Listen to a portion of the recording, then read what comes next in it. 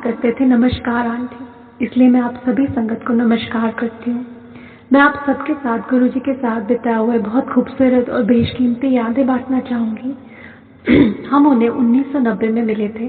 हम जलंधर में मिले थे क्योंकि हम जलंधर में कार्यरत थे और हम गुरुजी से एक मुस्लिम जोड़े द्वारा रूबरू हुए थे, मिस्टर एंड मिसेस रंगवाला, जिनके पिता को गुरुजी ने प्रोस्टेट कैंसर से ठीक किया था।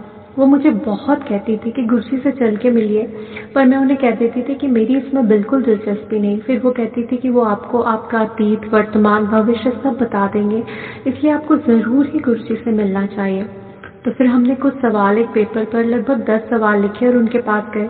तब गुरुजी ने हमसे पूछा सेवा 10, तो मैंने कहा 11.25, क्योंकि उस समय तक तो मुझे बिल्कुल भी पंजाबी समझ नहीं आती थी। बावजूद इसके हमने वो सवाल पूछना शुरू कर दिए। एक एक करके गुरुजी से वो बीच बीच में बोलते होर 10 और हम सवाल पूछते जाते।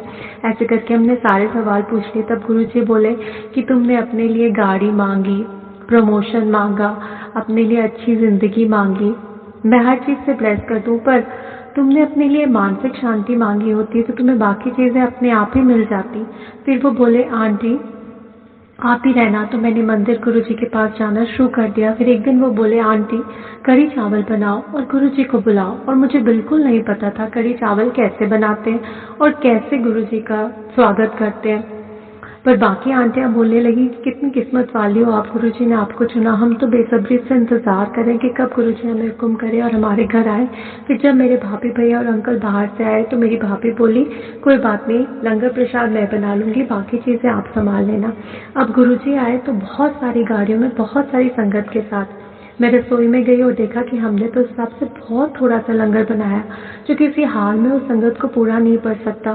फिर भी मैंने बोला कि सब लेडीज़ बिल्कुल बाद में खाएंगी, पहले गुरुजी और सारे जेंट्स खाएंगे, फिर बच्चे खाएंगे, और अगर बचता है तो हम लेडीज़ खा लेंगे। पर मेरे आश्चर्य की सीमा नहीं रही, क्योंकि लंगर प्रसाद कम तो हुआ नहीं बल्कि चौगुना होता गया। उस दिन मैंने गुरुजी का सबसे पहला चमत्कार देखा, जहाँ 4 गुना हो रहा था लंगर प्रसाद। इससे मुझे बहुत प्रोत्साहन मिला। फिर गुरुजी का कढ़ी चावल कब सूप में बदल गया। जब भी मैं मंदिर जाती तो गुरुजी कहते चलो आंटी घर जाओ, मेरे लिए सूप बनाओ। कभी उनके लिए स्वीट कॉर्न सूप, कभी जौ का सूप, कभी खूब सारी सब्जियों का, कभी बादाम का, और बोलते सूप ऐसा बनाओ कि सीसी निकले सबकी, नमक मिर्च अच्छे से डालो, जब तक सीसी ना निकले तब तक मज़ा नहीं आता। और वो सूप का बोल अपने मुंह तक लाते, सिर झुकाकर आखिरी बूंद तक पीते। इतना पसंद था उनको सूप। एक दिन वो अचानक घर आ गए। मैं और मेरा बेटा तो उनके आगे पीछे घूमने लगे, गुरुजी आपको सूप चाहिए, गुरुजी आपको चाय चाहिए, क्योंकि उनका आना बहुत बड़ी बात थी हमारे लिए। तब गुरुजी बोले कि तुम दोनों माँ बेटे अंधे हो, मैं अपना असली रूप दिखा रहा हूँ महाशिव का, और तुम दोनों सूप चाहिए चाय चाहिए कर रहे हो। उस दिन हमने उनका असली रूप देखा, भगवान शिव का। फिर आगे की बात है, हमारी फैमिली बाहर से आई हुई थी और हम सबको वैष्णो देवी जाना था, तो हमने एक बहुत बड़ा प्रोग्राम बनाया। दूसरे दिन मैं गुरुजी को बताने गई हमारे प्रोग्राम के बारे में, तो उन्होंने कहा बिल्कुल नहीं जाना। मैंने कहा क्यों? जब तक वो बोले कि महाशिव तुम्हारे सामने बैठा है, सारे मेरे कोल ही हैं, महाशिव यहाँ बैठा है, कहीं जाने की ज़रूरत नहीं है। पर मैंने उनकी आज्ञा नहीं मानी और हम दूसरे दिन बहुत सुबह निकल गए। वहाँ से आने के बाद मुझे सांस लेने में बहुत तकलीफ़ होने लगी। मैं गुरुजी के पास गई तो गुरुजी मुझसे बहुत नाराज़ थे। फिर उन्होंने मेरे बेटे को बोला 20 रुपए का पान का पत्ता लेके आओ, और उन्होंने मेरे ऊपर रख दिया। फिर वो बोले जाओ और उन्हीं से कल्याण करवाओ, जहाँ से तुम आई हो, मेरे पास क्यों आई हो? तुम्हें जाते वहाँ दो, वहाँ हो और कल्याण करवाने मुझसे आते हो। खैर, फिर मुझे गुरुजी के पास ही आराम मिला। फिर मैं कभी कहीं नहीं गई अलावा गुरुजी के मंदिर के, उनके सत्संग के, क्योंकि उस दिन मैंने गुरुजी में महाशिव को ही देखा, वैसा ही रौद्र रूप। वो मुझे अनदेखा कर रहे थे, मेरी बात नहीं सुन रहे थे, क्योंकि मैंने अवज्ञा की थी। फिर कहीं जाने की इच्छा नहीं बची, कहीं भी नहीं, सिवाय गुरुजी के मंदिर के। हम क्रिश्चियन हैं तो चर्च तो जाते ही हैं। फिर गुरुजी के मंदिर जाने लगे। अंकल, बच्चे और मैं जाते तो उनके लिए गुलदस्ता लेके। फिर गुरुजी कहते आंटी चर्च नहीं गई, अंकल लेके नहीं गया। तब मैं बोलती गुरुजी आप ही मेरी चर्च हो, बस आप में ही मैं विश्वास रखती हूँ। फिर वो कुछ कपल्स को मंदिर में से बुलाया, कार में बिठाया और बोले कि मरले मरले आओ। यानी मेरे पीछे पीछे आओ, और हम जालंधर कैंट के सबसे सुंदर चर्च ले गए और बिल्कुल सामने बैठ गए चर्च में, और उनकी सारी संगत उनके पीछे। वो इतने शक्तिशाली महाशिव, पर उन्होंने चर्च आना भी स्वीकारा अपनी संगत को मात्र खुशी देने के लिए। ये उनकी कितनी बड़ी महानता है, इसका अंदाजा भी नहीं लगाया जा सकता। और मैंने गुरुजी को कितनी बार देखा दिव्य प्रसाद बांटते, इतनी बार कि गिना नहीं जा सकता, पता नहीं कहाँ से आ जाता था।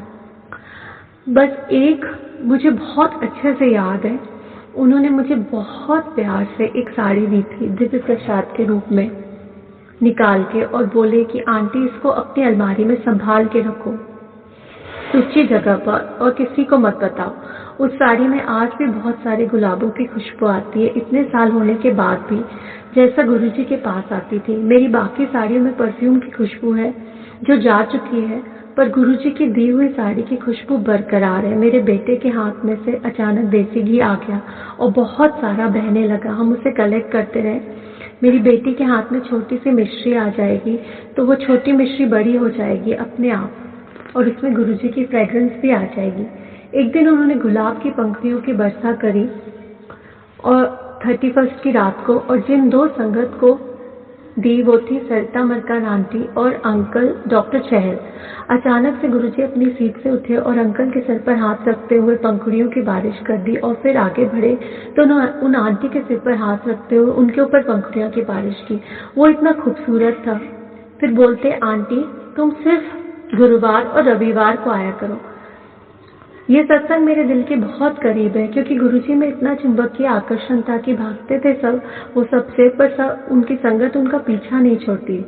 फिर बोलते, चलो जदों मर्जी है तब आओ। फिर हम कभी भी किसी भी दिन चले जाते। जालंधर में इतना रश नहीं था जितना दिल्ली में होता था। फिर एक दफा बोलते, आंटी अंकल आपको कुछ डोनेशन देनी है बड़े मंदिर के लिए। एक अमाउंट बताया उन्होंने, लाके मुझे दो। मेरे अंकल आर्म्ड फोर्स में थे, उनके पास इतना अमाउंट नहीं था। हमारी आपस में बहस भी हो गई। फिर हम मंदिर जाते तो गुरुजी फिर बोलते, आंटी पैसा लाए, तो हमें बड़ी शर्म आ जाती, और मैं कहती अंकल से कि कुछ भी करो, एफडी तुड़वाओ, कैसे भी करो, पर मैं गुरुजी के पास अब मंदिर नहीं जाऊंगी बिना पैसे लिए। फिर अंकल ने कैसे भी करके पैसे लिए। फिर हम मंदिर गए तो गुरुजी बोले, आंटी पैसा ले आई? तो हमने बोला हाँ। तो गुरुजी ने हमें अपने विश्राम गृह में लेके गए, और जब हमने उन्हें पैसा दिया, अपने बैग में से निकाला, तो उन्होंने पैसा लिया और नमस्कार की अवस्था में अपने सर पर लगा लिया। हमें वापस करते हुए बोले कि तुम दोनों अपनी श्रद्धा के टेस्ट में पास हो गए। मैं तुम्हारी परीक्षा ले रहा था, तुम्हें नींबू की तरह निचोड़ रहा था, ये देखने कि तुम लोग